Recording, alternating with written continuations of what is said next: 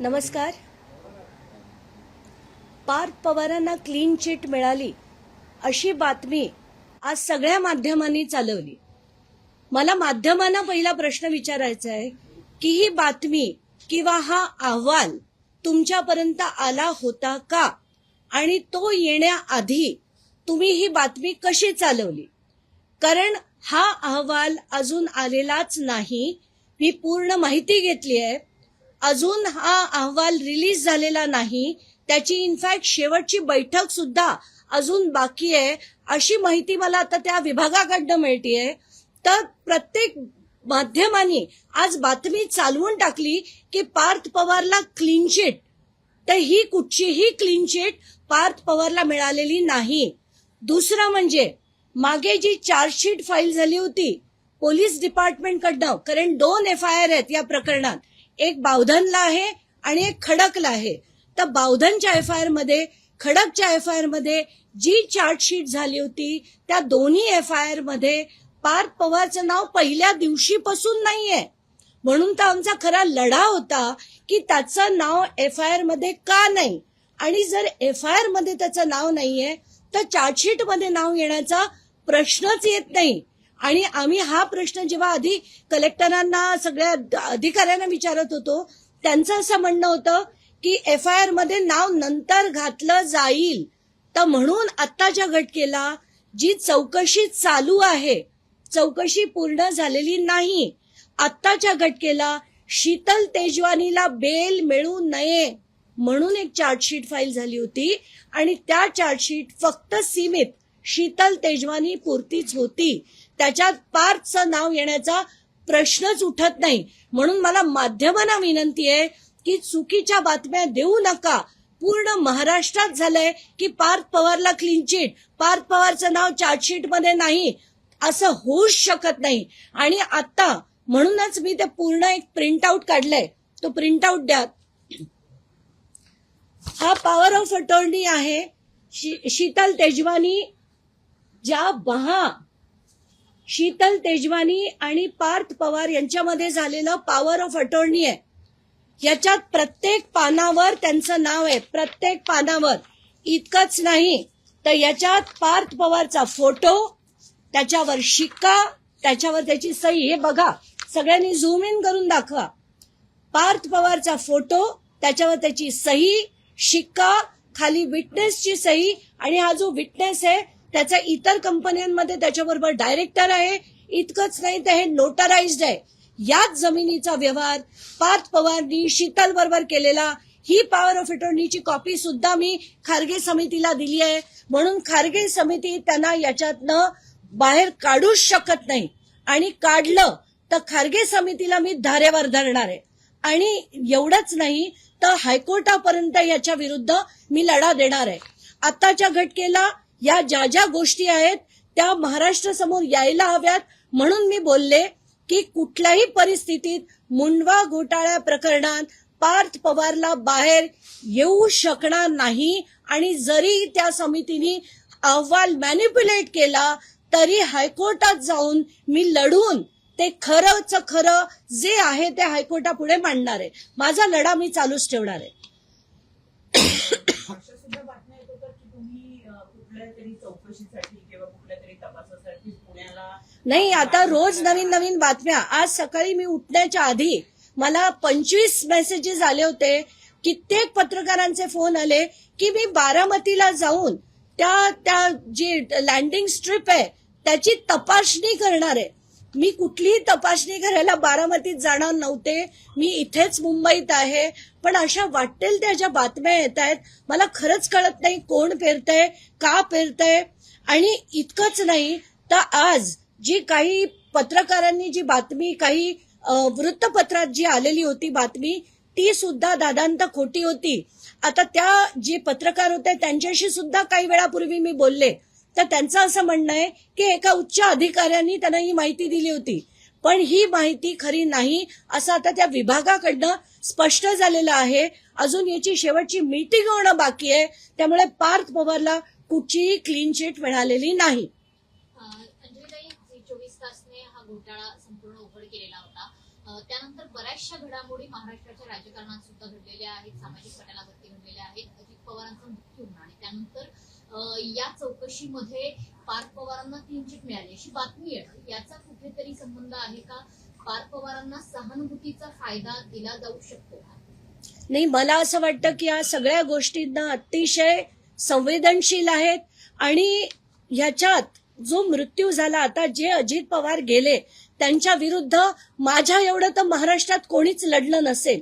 15 वर्ष मी त्यांच्या विरुद्ध लढले, पण ज्यावेळी त्यांचा मृत्यू झाला प्रचंड हळहळ आपल्या सगळ्यांच्या मनात झाली. मला प्रचंड दुःख झालं होतं. 2 दिवस सुचत नव्हतं की हे काय झालं, कसं झालं. पण त्यानंतर अमुक जी माहिती मिळत गेली, अनेक शंका उपस्थित झाल्या होत्या, त्याच्यातनं सुद्धा मी बरीच माहिती घेण्याचा सध्या प्रयत्न करते. ही माहिती बाहेर आल्यावर मी सांगेनच. पण आत्ताच्या घटनेला दुःख एवढं होत आहे की एवढी त्यांची जवळची माणसं, घरातली माणसं आणि त्यांच्याबरोबर पक्षात काम करणारी माणसं, ही इतकी जवळची त्यांच्या बरोबर रोज काम करत असताना यांना दुःख का झालं नाही, यांना घाई का झाली, हा जो महाराष्ट्राच्या सगळ्या जनतेला प्रश्न पडलाय की हिंदू धर्मात किंवा महाराष्ट्राच्या संस्कृतीत असं होत नाही.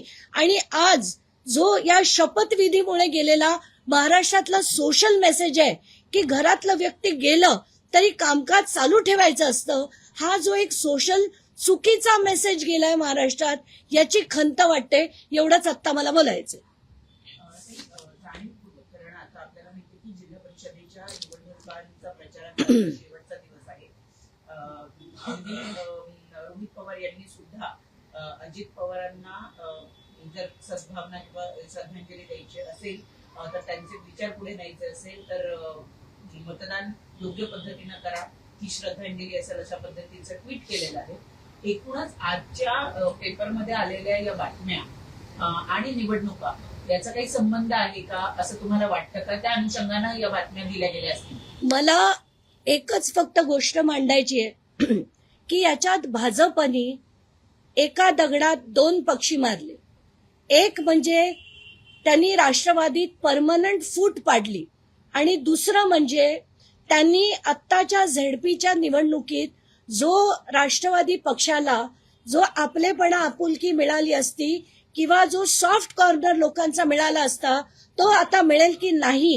कारण महाराष्ट्रात सगळी लोक प्रचंड प्रमाणात चिडलेली आहेत की यांना इतकी काय घाई झाली होती, असं असंख्य लोक म्हणताना दिसत आहेत. हा भाजपचा डाव होता की काय असा प्रश्न पडतो. आणि आत्ताच्या घटनेला मला हेही स्पष्ट करायचंय की जितका राग, जितका मला चीड अजित पवारांवर त्यांच्या भ्रष्टाचाराची यायची, तितकीच चीड मला शरद पवारांची आणि त्यांच्या गटाची यायची. त्यामुळे मला कोणाबद्दलही सिंपती नाही, पण राजकारण इतक्या खालच्या दर्जाला जाईल हे मात्र पटत नव्हतं. पण आता भाजपने ते सिद्ध करून दाखवलंय की राजकारण आता कुठच्याही पातळीवर जाऊ शकतं.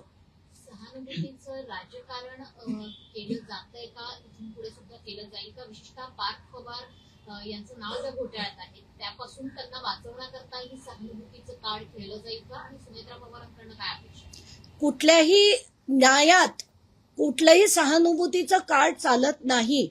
जर जे त्यांनी गुन्हे केलेत, आधी एक खोटी कंपनी बनवणं, त्या खोट्या कंपनीचे सगळे व्यवहार बदलणं, त्या व्यवहारातनं एलओआय मिळवणं, एलओआय मधनं स्टॅम्प ड्युटी वेवर घेणं, स्टॅम्प ड्युटी वेवर नंतर अमुक करणं, हा सगळा प्रकार जो झालाय तो कोणी त्याच्यातनं वाचणं पार्थ पवारांना शक्य नाही. आणि जसं मी सांगितलं, हे जे डॉक्युमेंट आहेत ही सगळी पेपरवर आहेत, त्यामुळे सहानुभूतीने या सगळ्या गोष्टी मिटणार नाहीत.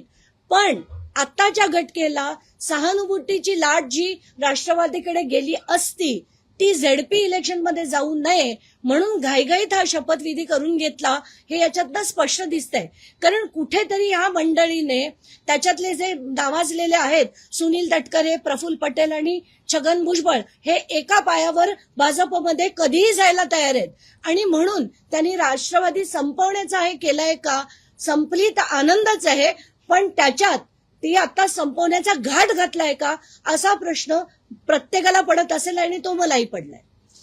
यापूर्वी अजित पवार होते, आता अजित पवारांच्या जागी त्यांच्या पत्नी सुनेत्रा पवार आहेत. अजित पवारांकडे तुम्ही मागणी केलेली होती की पार्थ पवारांच्या या घोटाळ्यासंदर्भात त्यांनी ठाम भूमिका घ्यावी, स्पष्टता द्यावी. सुरुवातीला त्यांनी वक्तव्य बदललेली होती. आता सुनेत्रा पवारांकडे देखील तुम्ही जाणार का? त्यांच्याकडनं तुम्ही काय अपेक्षा व्यक्त कराल? कारण त्यांच्याही मुलासंदर्भातच असणारा हा घोटाळा. नाही, आता मी कोणाकडेही जाणार नाही. कारण आता फक्त मला असं वाटतं, जर खारगे समितीचा अहवाल आला, या समित्या बनवणं खरं तर बंद केलं पाहिजे महाराष्ट्रात. ह्या समित्या कुठचाही कोणाच्या धमकच नाहीये खरा अहवाल सादर करायची. आणि जर हा खारगे समितीचा अहवाल पुन्हा असाच थातुरमातुर निघाला तर फक्त न्यायालयात न्याय मिळेल अशी अपेक्षा आपण करू शकतो. म्हणून मी न्यायालयात जाईन आणि लढा जो मला द्यायचा आहे तो देईन. पण आत्ताच्या घटकेला सुनेत्रा पवारांना कुठल्याही प्रकारे भेटायची किंवा कशाचीही माझी इच्छा नाही. तुम्ही चंद्रशेखर बावनकुळे यांची देखील भेट घेतली होती. तुम्ही पुन्हा त्यांची हा अहवाल तुमच्याकडे आला, त्याच्याकडे जाणार. तुम्ही म्हणताय की मी ते न्यायालयात जाईल, पण त्यांच्या आधी तुम्ही बावनकुळेकडे जाणार का, त्यांची चर्चा करणार का? नाही, आता बावनकुळेंनीच जी जाहीर केलेली होती, मुख्यमंत्री आणि बावनकुळे यांच्याकडनंच खारगे समिती ही जाहीर झाली होती आणि ही चौकशी करणार होती. आता चौकशीचा अहवाल जर पार्थला खरंच क्लीन चिट मिळाली येत्या मंगळवारी किंवा बुधवारी, जेव्हा पण तो अहवाल रिलीज होईल तेव्हा, तर मात्र त्यांच्याकडे जाऊन उपयोग नाही. मग फक्त न्यायालयात मी जाणार.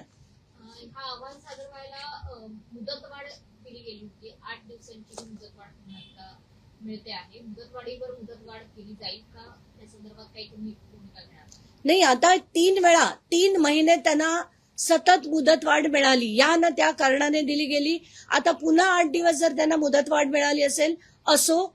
आता आत्ताच्या घटकेला बोलून उपयोग नाही, कारण शेवटच्या टप्प्यात आहे असंही मला कळतंय. तर आत्ताच्या घटकेला मी त्याची वाट बघेन. आल्यानंतरच कोर्टात जाण्याचा मार्ग मोकळा होईल. थँक्यू. मैम हिंदी में जानना चाहेंगे, ऐसी जानकारी आ रही कि पार्थ पवार को दी गई है कुछ जगह खबरें भी चली है, क्या कहना चाहेंगे? मुझे तो मीडिया पे अचरज होता है कि मीडिया की रिपोर्टिंग आज क्या लेवल पे चल रही है. क्योंकि पार्थ पवार की जो खारगे समिति जो गठित हुई थी, पार्थ पवार के सारे स्कैम को इन्वेस्टिगेट करने के लिए, वो कमेटी का रिपोर्ट अभी तक रिलीज ही नहीं हुआ. उसकी अभी आखिरी मीटिंग बाकी है. ऐसी इंफॉर्मेशन मुझे उस डिपार्टमेंट से, सीनियर सोर्सेस से मिली है और उनका ये कहना है कि कोई क्लीन चिट नहीं है, क्योंकि अभी उनकी लास्ट कमेटी मीटिंग बाकी है.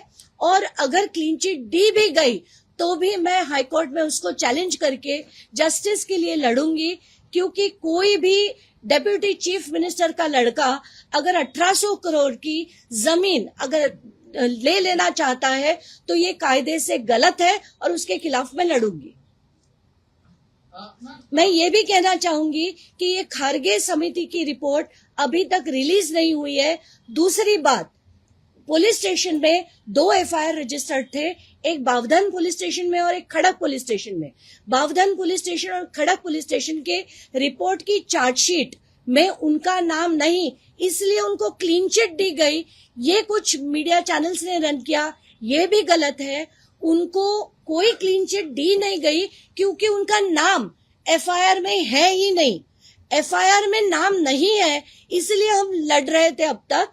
और इससे ये साफ जाहिर होता है कि कहीं ना कहीं बीजेपी की तरफ से या इनके लोगों की तरफ से इस प्रकार की न्यूज प्लांट करने की बार बार कोशिश हो रही है.